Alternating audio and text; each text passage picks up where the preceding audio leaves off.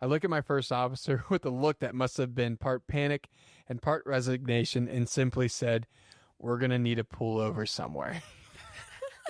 We need to pull over this jet. We disconnected the tug, started an engine, and ran our checklist and started taxiing.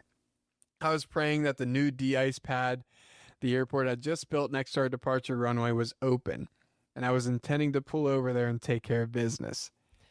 Everything between our pushback and the de-ice pad was a blur. Typically, our ramp moves at a snail's pace, but my FO understood the assignment, and we made it to the pad without hardly stopping.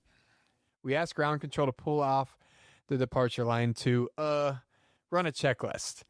I set the brake, make a quick PA to the passengers that a message had popped up that required a brief reset procedure, and I call our flight Smart. attendants to let them know that I was about to make a beeline to the lavatory.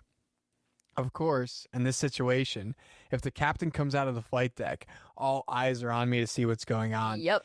and whether there's a cause for concern. Before I opened the door, I had to put on my most serious, "I'm just going to look at something, it's no big deal" face, as this McMonster is now right at my own back door.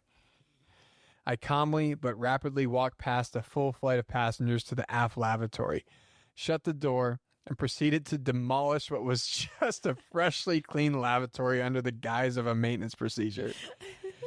The whole time I was on the can, I couldn't help but think about how crazy it was that in all these years I'd never had to go number 2 on an airplane, and that my first time doing so, I was being paid.